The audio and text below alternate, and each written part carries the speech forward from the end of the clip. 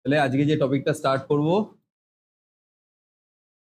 that will be a new topic, interesting one, transcription. খুব vital জিনিস। Transcription কি জিনিস? আগের দিন আমরা পড়েছিলাম একটা ফ্লো অফ ইনফরমেশন এই রুট ফলো করে, ডিএনএ থেকে আরএনএ, আরএনএ থেকে প্রোটিন। এটা প্রথম এই রুটটা ওয়াটসন ক্রিকের মধ্যে সায়েন্টিস্ট ক্রিক প্রপোজ করেন, যেটাকে বলা হয় সেন্ট্রাল ডগমা। এই জিন এক্সপ্রেশনের এই সেন্ট্রাল ফ্লোটাকে বলা হয় সেন্ট্রাল ডগমা। ডগমা মানে থিওরি বা কনসেপ্ট, সেন্ট্রাল ডগমা। এই জায়গাতে আমরা আজকে এই রুটটাতে নাম্বার 1-এ আছি, মানে technique by which DNA transcribe RNA. কিভাবে হয়, কেন হয়, ডিটেলসে বোঝো। বসো সবাই, আজকে সামনের দিন পড়া ধরবো আবার। যদি আজ সেদিন না পারি একদম সোজা বাড়ি পাঠিয়ে দেবো আর গার্জেন কল করবো, মাথায় থাকে যেন।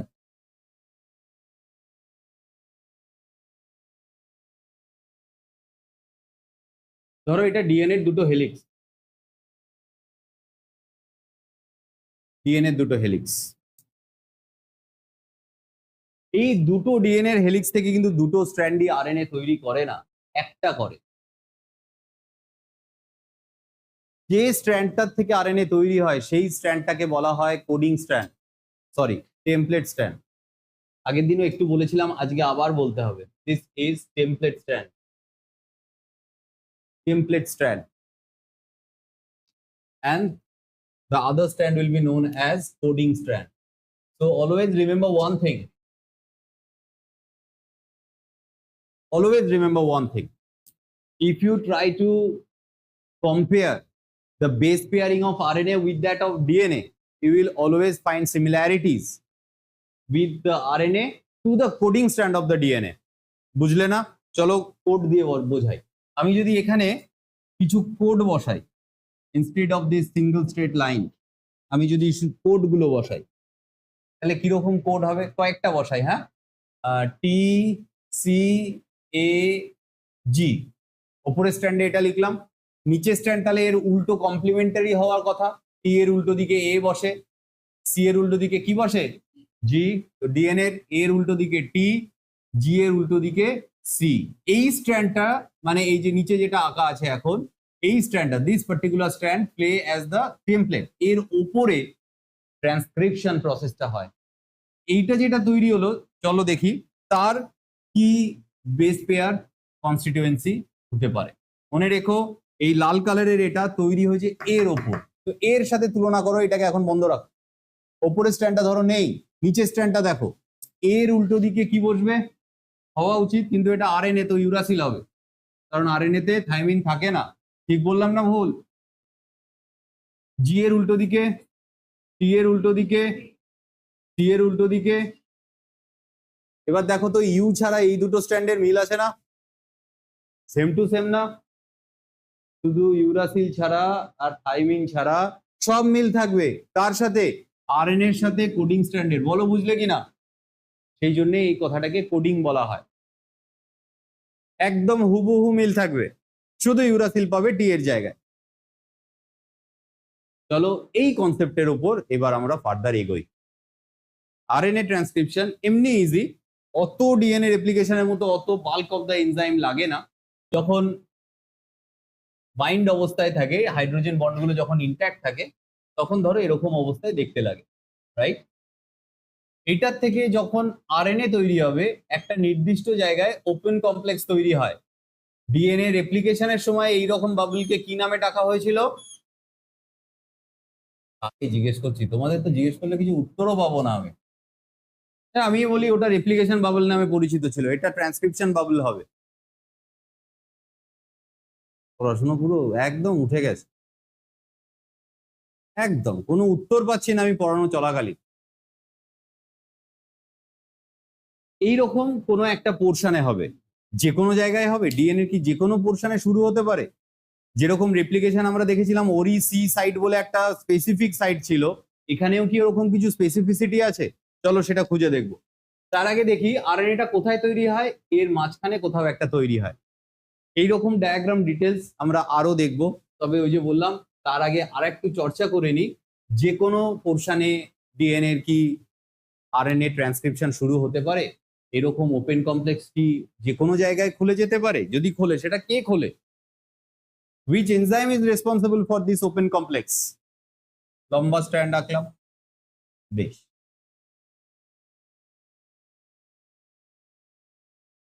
এই ডিএনএ স্ট্র্যান্ডটার উপর এসে বসে কে জানো? RNA polymerase enzyme. তোমাদেরকে একটা তথ্য দিই, ট্রান্সক্রিপশনের জন্য রেপ্লিকেশনে প্রায় 8টা-10টা এনজাইমের নাম পড়েছিলাম, কিন্তু ট্রান্সক্রিপশনে কেবল 2টো এনজাইম আছে। একটার নাম আরএনএ পল 1 2 3 4 নেই, আরএনএ পলিমারেজ। আর একটা এনজাইম আছে যার নাম রো প্রোটিন, এটা আপাতত পাশে লিখে রাখো, এর রোল লাস্টে আছে বলবো। রো প্রোটিন, এই দুটো এনজাইম ছাড়া ট্রান্সক্রিপশনে আর কোনো এনজাইমেটিক ঝামেলা নেই, মাত্র এই দুটো এনজাইমের নাম পড়তে হবে।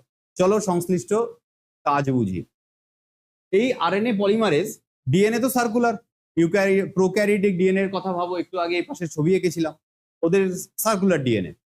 যে কোনো জায়গায় RNA polymerase for the first time attach হতে পারে, কিন্তু ওপেন কমপ্লেক্স যে কোনো জায়গায় ফর্ম করে না। একটা নির্দিষ্ট স্পেসিফিক রিজিয়ন আছে, এবং যে রিজিয়নটা তৈরি হয় সে মানে প্রথম ওপেন কমপ্লেক্স তৈরি করে, সেই রিজিয়নটার আগে কিছু সিগন্যালিং সিকোয়েন্স থাকে, সেই সম্বন্ধে আমি বলছি। আচ্ছা, এবার আসি আমাদের এই ডিএনএটার কথায়। সো ডিএনএ কি যে কোনো জায়গা থেকে ট্রান্সক্রিপশন শুরু হতে পারে? উত্তর হবে না। ধরো আমি এই জায়গাটাতে একটা দাগ কাটলাম, ধরে নাও প্রথমে আমি এটাকে তোমাদের ইমাজিন করতে বললাম যে এই জায়গাটা থেকেই প্রথম আরএনএ তৈরি হবে, তার মানে এই পোর্শনটাতে এই ডিএনএ এর সাথে ফার্স্ট আরএনএ এর বেস পেয়ারিং হবে যখন ওপেন কমপ্লেক্স তৈরি হবে। তো এই পোর্শনটাকে আমি +1 দিয়ে যদি ডিনোট করি, এই রিজিয়নটার বেশ কিছুটা আগে দুটো রেগুলেটরি রিজিয়ন থাকে, জিনেরই রেগুলেটরি রিজিয়ন, ভালো করে বোঝো।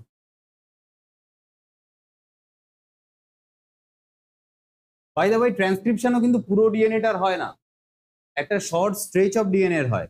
ধরো এখানে শুরু হলো, এখানে শেষ হয়ে গেল, এইটুকু পোর্শনেরই ট্রান্সক্রিপশন হবে, পুরো ডিএনএ থেকে আরএনএ হয় না। ট্রান্সক্রিপশন তো সেইটুকু জায়গায় হবে যেটুকু জায়গায় এক্সন আছে, বাকি ডিএনএ তো ইন্ট্রন, এই জায়গাগুলো কেন তৈরি করবে? সময় এবং অর্থ দুটোই ওর নষ্ট, ওদের ক্ষেত্রে অর্থ বলতে এটিপি, ঠিক তো?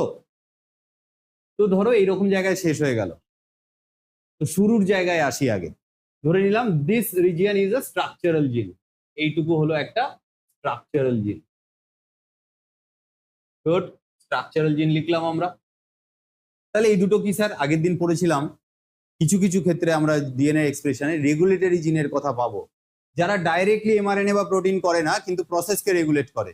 These two regions of the gene are also represent those kind of regulatory gene. একটা থাকে -10 বেস পেয়ার আপস্ট্রিমে,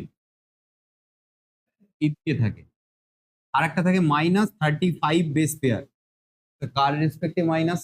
এটা যদি ফার্স্ট বেস হয় ডিএনএ আরএনএ কমপ্লেক্স তৈরি করার ক্ষেত্রে, তার ক্ষেত্রে এটা মাইনাস এদিকে আছে।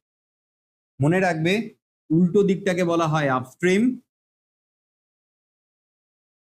আর যেদিকে পলিমারেজ রান করে সেটাকে বলা হয় ডাউনস্ট্রিম। মানে ধরো তুমি শিয়ালদার দিকে যাবে রানাঘাট থেকে, তাহলে শিয়ালদার থেকে পায়রাডাঙ্গা স্টেশন, চাকদা স্টেশনের লোকেশন যদি তোমাকে বলে, that is situated downstream in respect of Ranaghat station. কিন্তু যদি কালীনারায়ণপুর স্টেশন বলে, বঙ্কিমনগর স্টেশন বলে, আগে, ওখানে ট্রেনটা এক্ষুনি যাচ্ছে না, তা আগে ছিল। তো এরকমই ইমাজিন করো, এটা রানাঘাট স্টেশন, এটা তার আগের স্টেশন। বোঝাতে পারছি? আগের স্টেশন মানে এর থেকে 10খানা বেস পেয়ার আপস্ট্রিম, তাই নেগেটিভ দেওয়া। এর এখানে কিন্তু কোনো অ্যানায়ন ক্যাটায়নের কোনো কনসেপ্ট নেই, জাস্ট এর থেকে 10টা আগে, একদম গুনে গুনে 1 2 3 4 করে 10 নম্বর বেস পেয়ারের আশেপাশে থাকে এরকম একটা রিজিয়ন, আর এটার রেসপেক্টে -35 বেস পেয়ারের আগে থাকে একটা রিজিয়ন। এই দুটো স্ট্রাকচার খুব খুব গুরুত্বপূর্ণ, এদেরকে বলা হয় প্রোমোটার রিজিয়ন। খুব ভাইটাল একটা কথা জানলে, এরা অ্যাকচুয়ালি রেগুলেটর রিজিয়ন, রেগুলেটর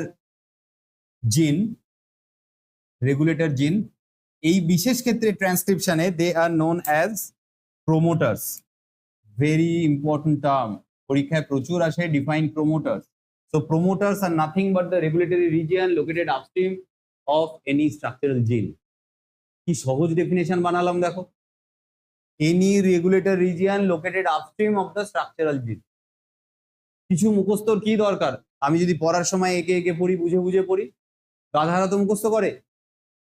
ভালো করে বোঝো এই প্রোমোটার রিজিয়ন তাহলে কটা, স্যার বললো একটার নাম -10 বেস পেয়ার আপস্ট্রিম বা -10 বেস পেয়ার রিজিয়ন, রিজিয়ন লিখতে পারো।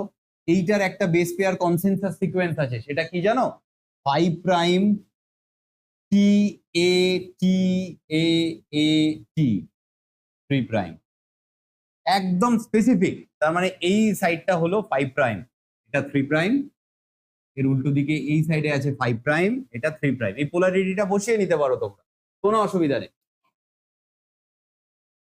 না এটা তো একটা সার্কুলার ডিএনএ, তার একটা স্ট্রেচ আমি বোঝাচ্ছি, তো গোল, পুরোটা গোল, তার একটা পোর্শন নিয়ে আমি দেখাচ্ছি।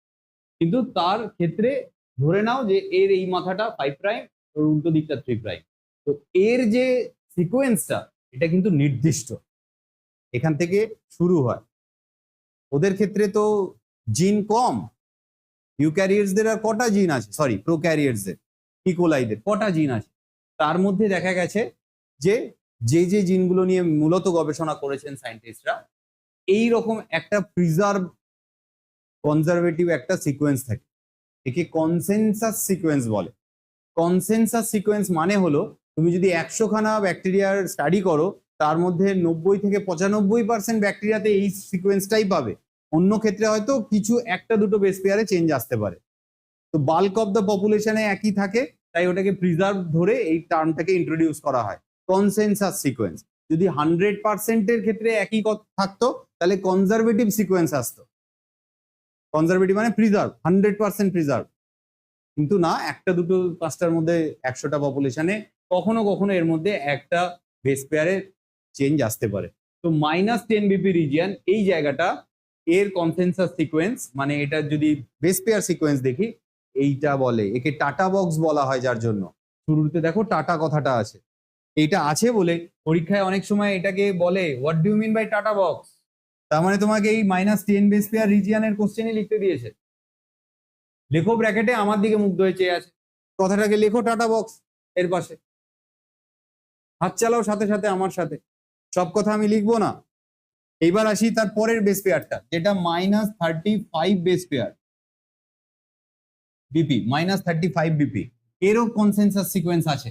কি জানো সেটা, দেখো বলি, লিখে নাও, খুব ইম্পর্টেন্ট।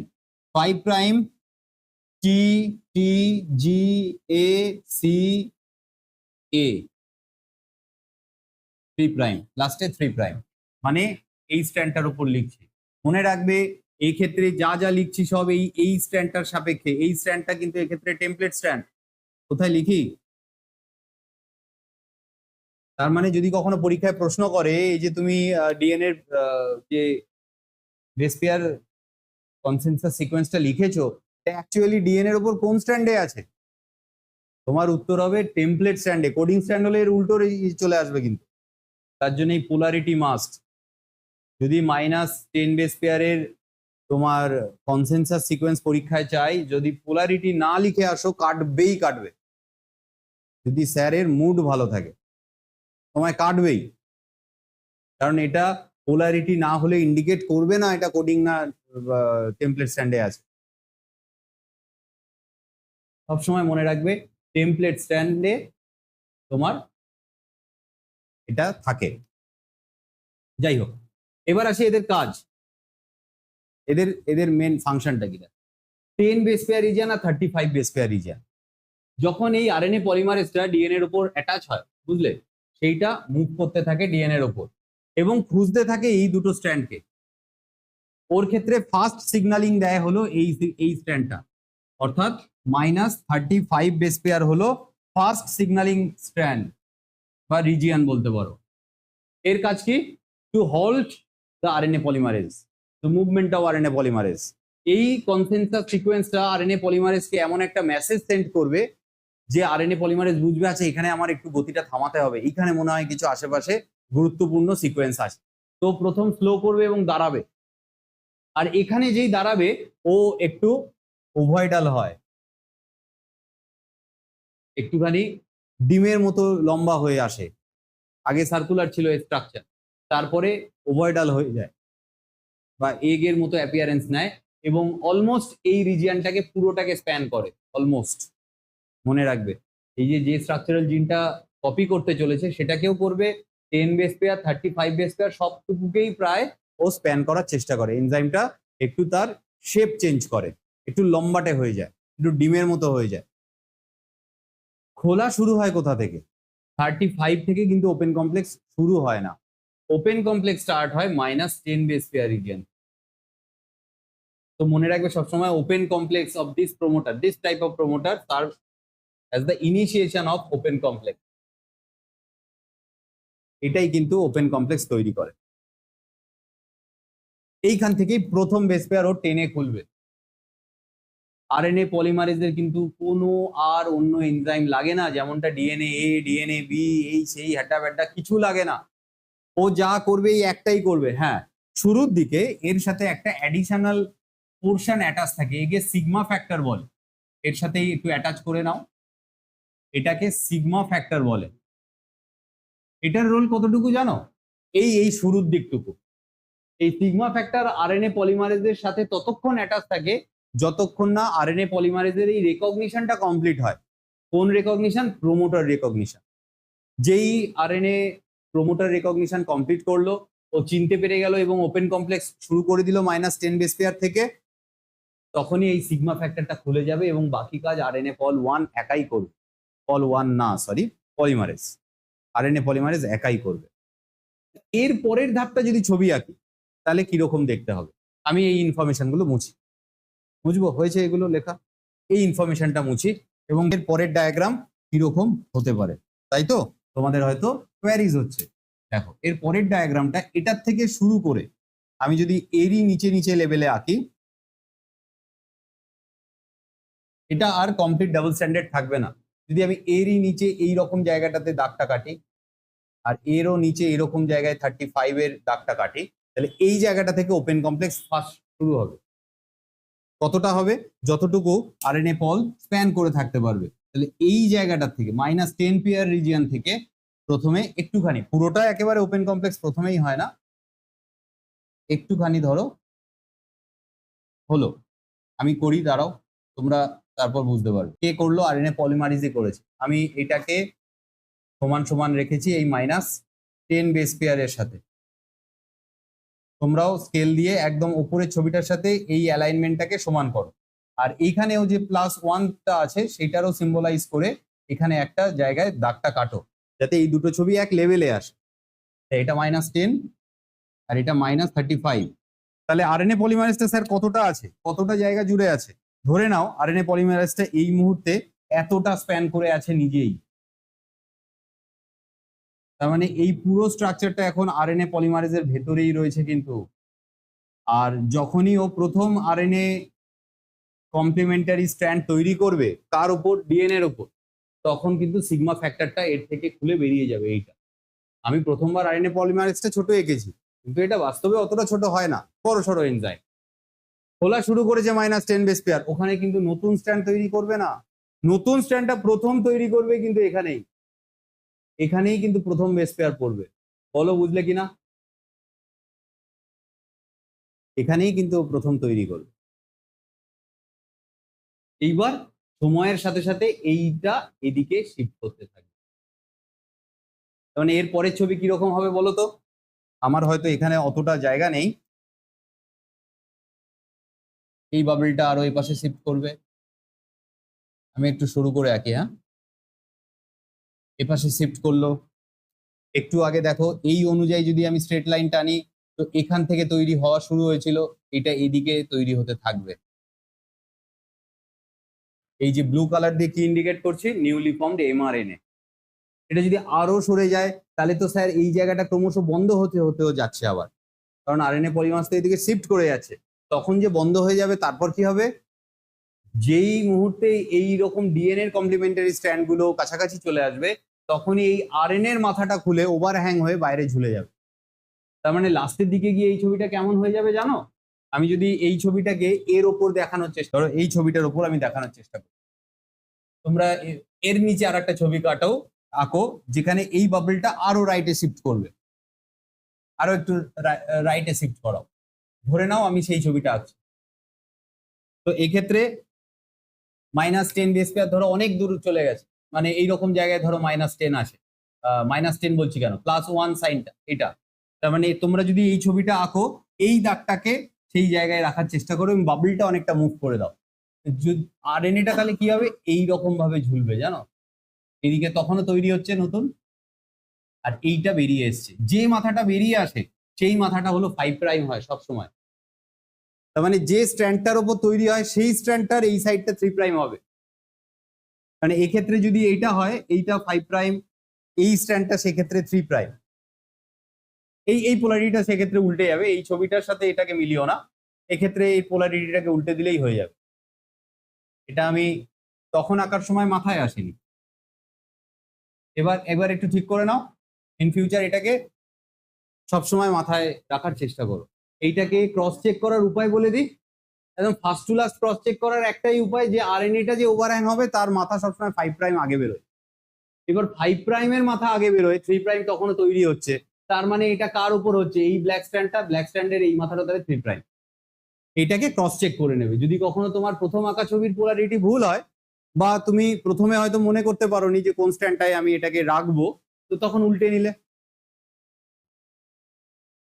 তো এই 3 প্রাইমের এই স্ট্যান্ডটাই কিন্তু অ্যাকচুয়ালি টেমপ্লেট স্ট্যান্ড হবে, আর কোডিং স্ট্যান্ডটা 5 প্রাইমের হবে। অসুবিধা কিচ্ছু নেই, জিনিসটা একই রয়ে যাবে। তার ক্ষেত্রে ওই প্রোমোটারের কনসেনসাস সিকোয়েন্সও চেঞ্জ হবে না, বা -10 বেস পেয়ার, -35 বেস পেয়ারের কোনো কিছু চেঞ্জ হবে না। শুধু এই কথাটা মাথায় রাখবে যে যে হেডটা বেরোয় আরএনএর, এই মুহূর্তে এটা ডিএনএ আরএনএ হাইব্রিড আছে, এটা কিন্তু এখনো চলছে। এটা ততক্ষণ চলবে যতক্ষণ না এরপরে ধরো এই রিজিয়ানটুকু স্ট্রাকচারাল জিন, এরপরে একটা শেষ হওয়ার রিজিয়ান আছে যেটাকে টার্মিনেটর রিজিয়ান বলে। এটা যতক্ষণ না এনকাউন্টার হচ্ছে, কার দ্বারা, আরএনএ পল দ্বারা। চলো এবার সেই ছবিটা করি, যেখানে এটা হতে হতে অনেকটা লম্বা হয়ে গেছে mRNA, and now the RNA pol has encountered this region which is known as terminator region। তোমরা প্রথম যে ছবিটা এঁকেছো সেই ছবিতে এই টার্মিনেটর রিজিয়নটা পয়েন্টিং করে দাও তো। আজকে আঁকার ফার্স্ট ছবিটা যেখানে এই রিজিয়ন গুলো ফার্স্ট টাইম হাইলাইট করেছো, সেই জায়গাটাতে এটা করে দাও, স্ট্রাকচারাল জিনের একটু পরে। সেক্ষেত্রে এটা দেখতে কেমন হবে চলো দেখি। আমি আরো নিচের এই পোর্শন গুলো মুছি। এই জায়গাটাতে যখন হচ্ছিল এরকম জায়গায় এই টার্মিনেটর রিজিয়নটা আছে, এই যে লাল করে দিলাম। এবার আরএনএ পলিমারেজ এই টার্মিনেটর রিজিয়নকে খুলে ফেলেছে বা তাকে এনকাউন্টার করেছে। দু রকম ঘটনা ঘটে। ধরো এই ট্রান্সক্রিপশন বাবলের এন্ডে এবার টার্মিনেটর রিজিয়ন আছে, এই অবধি এসে গেছে। এরপরে আরো ডিএনএ স্ট্র্যান্ড আছে, কিন্তু আরএনএ পলটা একে এনকাউন্টার করেছে। এই টার্মিনেটর রিজিয়নে আরএনএ ফর্মেশন বা ট্রান্সক্রিপশন এন্ড হয়, আর এগোয় না। কিন্তু এন্ড হওয়ার দুটো প্রসেস আছে। এক নম্বর প্রসেস হলো RHO, rho protein dependent process. Rho protein dependent process কি হয় বলে দিচ্ছি। আর একটা হলো এই rho protein independent process. Independent process, rho protein dependent process সেটা কি জিনিস? ইমাজিন করো এই জায়গাটাতে আরএনএ পলিমারেজ স্প্যান করে রয়েছে এবং আরএনএ পলিমারেজ টার্মিনেটর রিজিয়নটাকে সেন্স করে একটু স্লো হয়েছে। টার্মিনেটর রিজিয়নের একটা বিশেষত্ব আছে, সেটা কি আমি একটু পরেই বলছি। কেন ওখানে স্লো হয়, ওখানে একটা বাম্পার আছে, সেটা বুঝিয়ে দিচ্ছি। রো প্রোটিন, ফার্স্টেরটা বোঝো, rho protein dependent process. Rho dependent process কি? যখন এই আরএনএ পলিমারেজটা এন্ডে এসে পৌঁছায়, তখন এই রো নামে একটা অ্যাডিশনাল প্রোটিন সাইটোপ্লাজম থেকে এসে আরএনএ পলিমারেজের গায়ে অ্যাটাচ হয়। আর এই রো প্রোটিনটা যেই এসে আটকায়, লাইক সিগমা ফ্যাক্টর যেটা ইনিশিয়ালে ছিল, এটাও কাছাকাছি ওরকমই একটা অ্যাডিশনাল প্রোটিন, যেই এসে আটকায়, তো আরএনএ পলিমারেজটা এখান থেকে খুলে বেরিয়ে চলে আসে। মানে এটা একটা এমন ইনহিবিটর প্রোটিন হিসেবে কাজ করে, ও আরএনএ পলিমারেজের গায়ে লাগলে ও আর আরএনএ পলিমারেজটা কাজ করতে পারে না, খুলে বেরিয়ে চলে আসবে, অ্যাসোসিয়েশনটা থেকে খুলে বেরিয়ে চলে আসবে। তার আগে অবধি কিন্তু আরএনএ পলিমারেজটা আরএনএ তৈরি করেছে, এইখানে ধরো ওভারহ্যাং হয়ে রয়েছে, এটা 5 prime and newly formed RNA, এটা 3 প্রাইম এন্ড। কিন্তু যেই রো প্রোটিনটা এসে অ্যাটাচ হবে, এটা রো প্রোটিন, এর গায়ে লাগার পর এ আর আটকে থাকতে পারে না। আবার রো প্রোটিন কখন অ্যাটাচ হবে? মাঝপথে ইলংগেশন চলছে তখন হলে হয় না, যখন এই টার্মিনেটারে এই বাম্পারটা এসে একটু দাঁড়ায়, তখনই এসে অ্যাটাচ হলে এটা খুলে চলে আসে। এটা হলো 1 নম্বর process, rho protein dependent process. Second প্রসেসটাতে রো প্রোটিন লাগে না, যার জন্য প্রসেসটার নাম রো ইন্ডিপেন্ডেন্ট প্রসেস। সেক্ষেত্রে কি হয়, ধরো এই প্রোটিনটা নেই এবার, তখন কি হবে? সেই প্রসেসটাতে সোল ফাংশন এই বাম্পারটার হয়, এই বাম্পারটা টার্মিনেটরটা, এই টার্মিনেটরটার স্ট্রাকচার একটু হিউজলি মডিফাইড থাকে। তখন আগের ক্ষেত্রে যখন রো প্রোটিন কাজে লেগেছিল, সেখানে অল্প ছোট বাম্পার ছিল, কিন্তু সেকেন্ড কেসে, যে কেসগুলোতে রো প্রোটিন লাগে না, সে কেসে বাম্পারটাই এত বড় সড়ো হয় যে আরএনএ পলিমারেজ সেই হিন্ডারেন্সটাকে ওভারকাম করে এগোতেই পারে না। এই স্ট্রাকচারটাকে বলা হয় হেয়ারপিন লুপ বা ক্রুসিফর্ম স্ট্রাকচার। আর এই স্ট্রাকচারটা হয় ডিএনএ স্ট্রেচের মধ্যে যদি প্যালিন্ড্রোমিক সিকোয়েন্স থাকে। প্যালিন্ড্রোমিক সিকোয়েন্স থাকে। What is প্যালিন্ড্রোমিক sequence? এটা দেখেই বুঝতে পারছি যে এই ডিএনএটা এখানে লম্বা রয়েছে, এই জায়গাটাতে এরকম অদ্ভুতভাবে পেঁচিয়ে গেল কেন? এর মূল কারণ হলো আরএনএ পলিমারেজ খোলার জন্য, এগোনোর জন্য এই স্ট্রাকচারটাকে খুলেছিল টার্মিনেটরটা, কিন্তু এই টার্মিনেটর রিজিয়নগুলো আবার সেলফ কমপ্লিমেন্টারি, অর্থাৎ এটাকে খুললেও এর এই স্ট্র্যান্ডগুলো আবার একে অপরের সাথে অ্যানিল হয়ে যেতে পারে, এবং সেইটা হয়ে গিয়েও একটা পার্মানেন্ট বাম্পারের কাজ করে, যেই বাম্পারটাকে খুলেও এগোতে পারে না। তার মানে এই জায়গাটাতে এর শেপটা একটু মডিফাই হয়ে যায় যখন আরএনএ পলিমারেজ এই টার্মিনেটর রিজিয়নটাকে খোলার চেষ্টা করে। ধরো এই জায়গাটাতে এইরকম শেপ হয়ে যায়, এই শেপটা আর খুলতে পারে না, এটাকে ক্রুসিফর্ম বা হেয়ার পিন লুপ বলা হয়। মেয়েরা দেখবে চুলে কাটা গোজে, এক ধরনের কাটা আছে, খেয়াল করেছো? যে কাটাগুলো এরকম টাইপের দেখতে,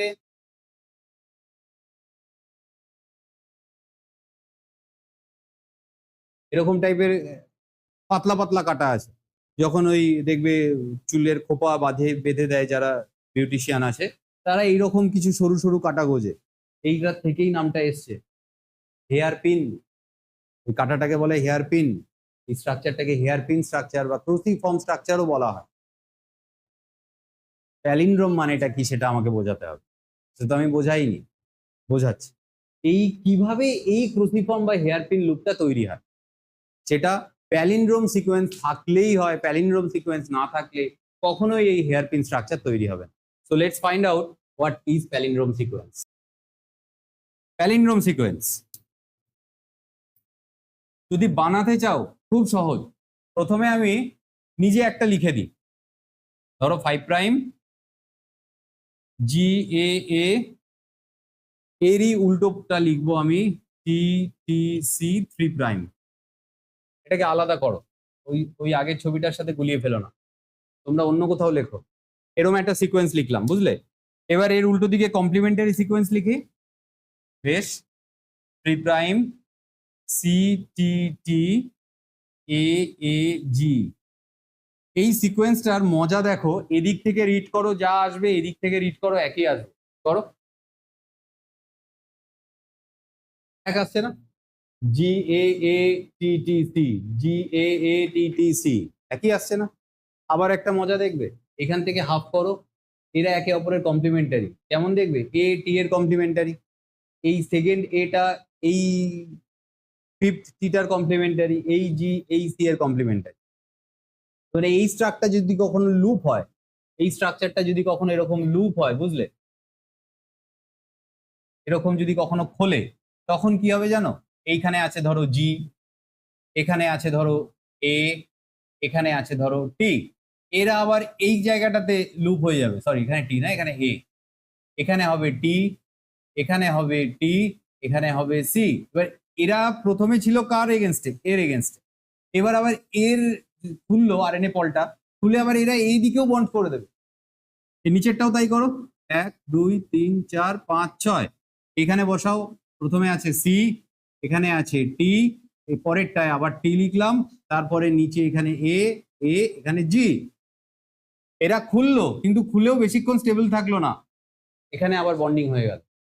আর মনে রাখবে ডিএনএ রেপ্লিকেশনের মতো এখানে কোনো এসএসবি প্রোটিন নেই, কাজটা একা আরএনএ পলিমারেজ একা হাতে সামলায়, আর ও বেচারা না একা এই ক্রুসিফর্ম স্ট্রাকচারটাকে প্রিভেন্ট করতে পারে না। এই সেলফ কমপ্লিমেন্টারি রিজিয়ন হওয়াতে এটা জয়েন্ট লেগে যায়।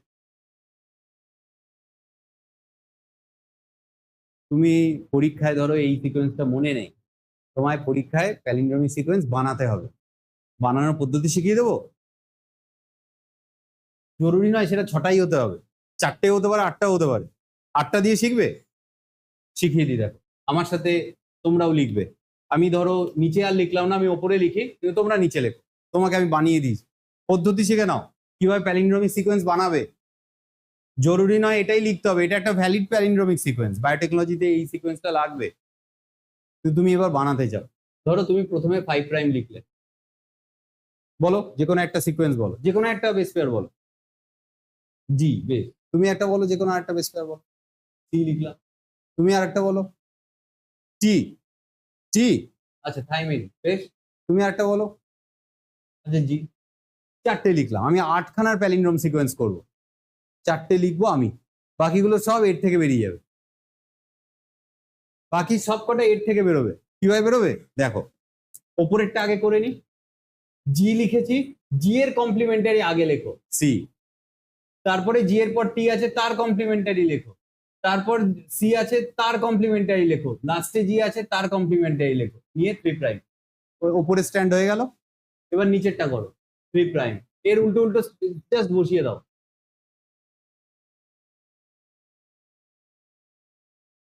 এবার একটু তোমরা চেক করে দেখো এদিক থেকে আর এদিক থেকে কি সেম হচ্ছে, এটা এ হবে, সরি, থ্যাংক ইউ।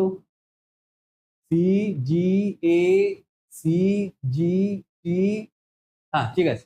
এই রিডটাকে এক আসছে, এদিক থেকে যা পড়ছি এদিক থেকেও কি সেম আসছে? যদি না হয় আমি ভুল লিখেছি, করে দেখি। জি সি টি জি এ, না সি এ জি সি, এদিক থেকে পড়ো, দুদিকেই 5 প্রাইম থেকে পড়ছি, এটা মাথায় রেখো। জি সি টি জি, এখানে দেখো জি সি টি জি, তারপরেও আসছে সি এ জি সি, সি এ জি সি। প্যালিন্ড্রোমিক সিকোয়েন্স বানানো কি সহজ? মুখস্থ করবো কেন? পরীক্ষায় তো এমনিও তোমার মনে থাকছে না গ্রিফিথের এক্সপেরিমেন্টাল অর্গানিজমের নাম কি, সেগুলো মুখস্থ করো, এটা বানাবে, হেব্বি সহজ। এরকম সেলফ কমপ্লিমেন্টারি রিজিয়ন যদি কখনো টার্মিনেটর রিজিয়নে থাকে, সেগুলো একটা বড় সড়ো বাম্পার তৈরি করে ফেলে, যেই হিন্ডারেন্সটাকে ওভারকাম করে আরএনএ পলিমারেজ আর এগোতে পারে না। সেটা এত বড় বাম্পার যে এটাকে খোলার জন্য আর রো প্রোটিনটার প্রয়োজনই হয় না, দীর্ঘক্ষণ গাড়িটা ওই বাম্পারে আটকে থাকে, তারপর ড্রাইভার গাড়ির থেকে রেগে বেরিয়ে চলে যায়। আর বাকি পোর্শনটার কি ভবিষ্যৎ হয় দেখবে, পলিমারেজ যেই এই স্ট্রাকচার থেকে খুলে যায়, এই ডিএনএটা এরকম স্ট্রেট হয়ে যায়, ওপেন কমপ্লেক্স আর মেনটেন করে না, আর অটোমেটিক যে আরএনএটা বেরিয়েছিল সেটাকে বাইরে বের করে দেয়, কারণ ডিএনএ স্ট্র্যান্ডগুলো একে অপরের সাথে হাইড্রোজেন বন্ডিং আবার করে নেয়। তো এটা অটোমেটিক বাইরে বেরিয়ে আসে যখনই এই স্ট্রাকচারটা ডিসলোকেট করে, ডিসমেন্টেল হয়, অটোমেটিক বেরিয়ে চলে আসে।